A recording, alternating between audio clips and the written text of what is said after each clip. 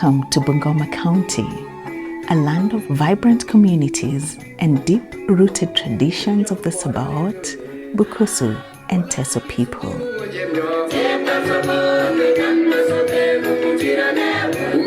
Amidst this resilience and cultural pride, however, social norms have silenced women and children for generations, creating an unspoken struggle beneath daily life. Here, gender-based violence is woven into life, seen as normal and passed down as silent tradition. Culture has played a very big part in gender-based violence in this country.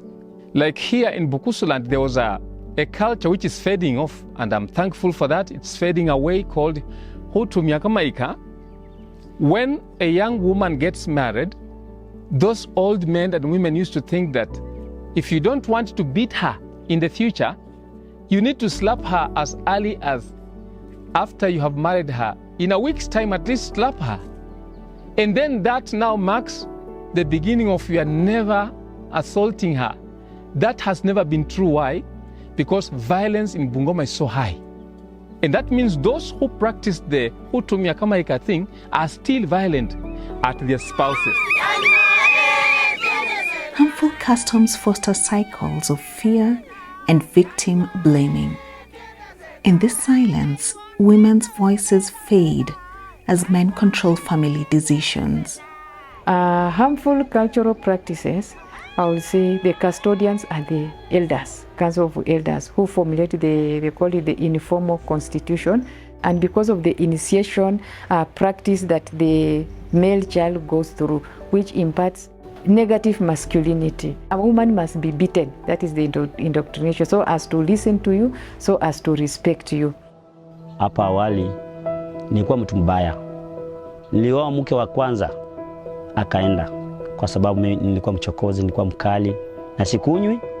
Nikikuja kwa nyumba mimi ni simba, huyo mke akaniacha kwa sababu hangeweza kunivumilia. Nikajaribu nikaoa mke wa pili, naye pia ikasidi kulika hata ya kwanza. Akashindwa kuishi na mimi kwa sababu nilikuwa mnyama. Nilipopata mke wangu wa tatu ambaye sasa naishi na yeye, nilikuwa nimemuudhi pia. For many in leadership, offering help meant quick judgment rather than fully listening. As much as I was trying to help people get healed, I didn't know that I was also a sick person who needed help. Because I was very judgmental initially.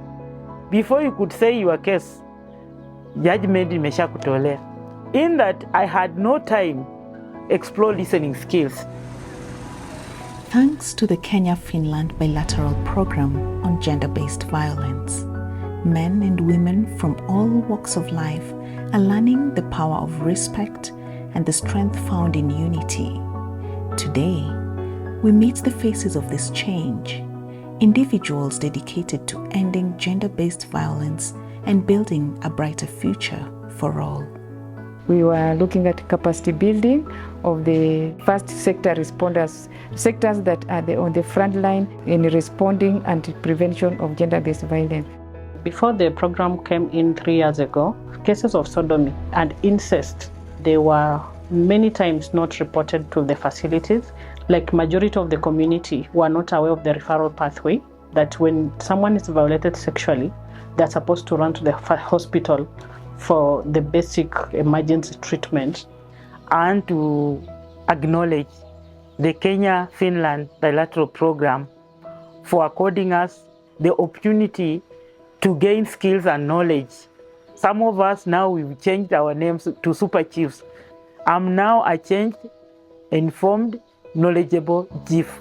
The training has been very much impactful. That is positively on me as an officer. That is personally has been through the counseling sessions. Before that, all matters on GBV were so traumatizing, but currently we know how to debug. The Kenya Finland Bilateral Program has had a profound impact on the lives of many. Communities are more aware of their rights and responsibilities, and there has been a significant decline in gender-based violence cases. Nashukuru Mungu nilipokutana na hayo mafunzo na nikauza na kuanzia hapo mke wangu akaona kuna utofauti. Maisha yangu na mzee wangu hapo mwanzo tulipooana ni kugombana, ama anataka kupiga ama hata anakupiga. Ameendelea kuenda hiyo semina, nimeona ikiendelea kumbadilisha. Sioni kunipiga. Tukiongea kitu tunaelewana tu kama watu wakubwa.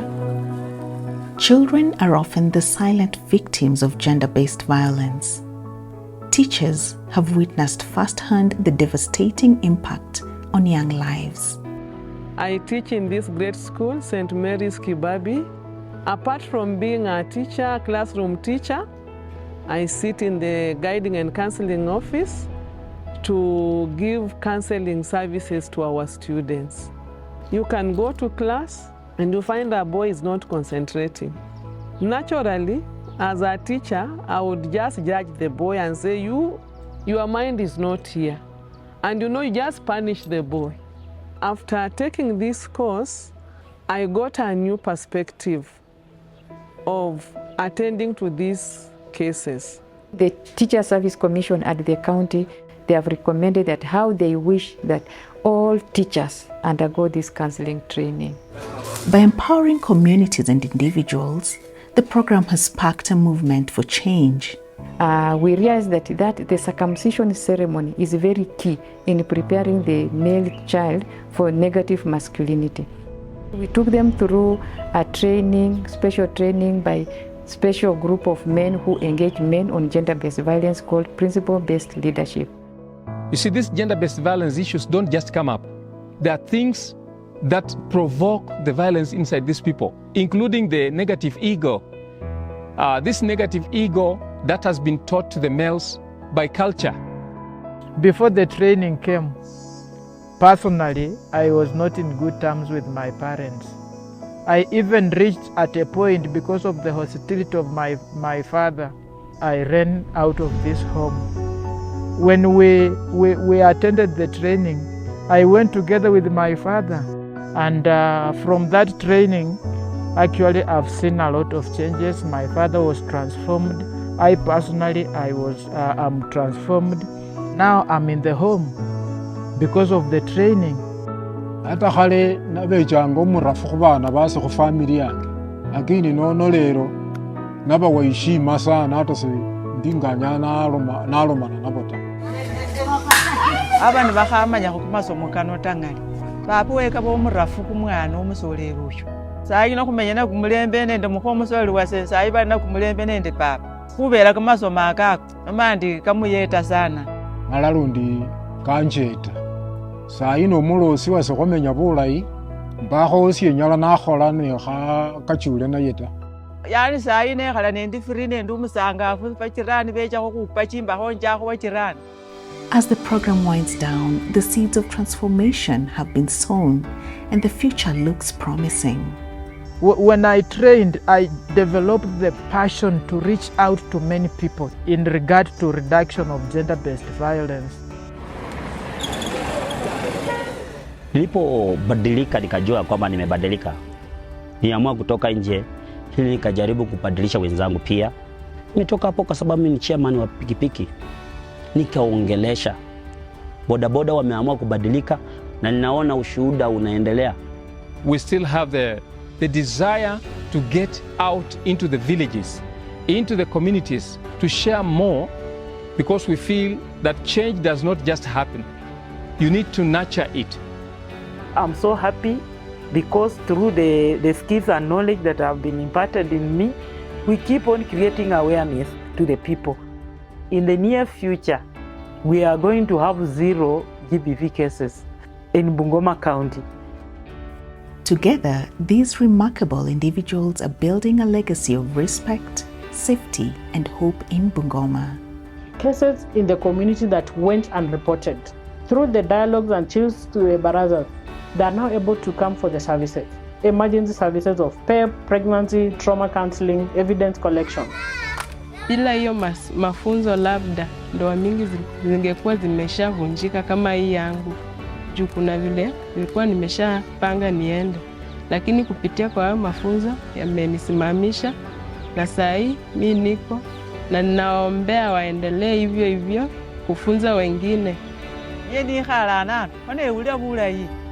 Their voices are creating lasting change, paving the way for a generation to grow up free from fear and full of courage, a testament to the power of unity and the strength of every voice raised for change.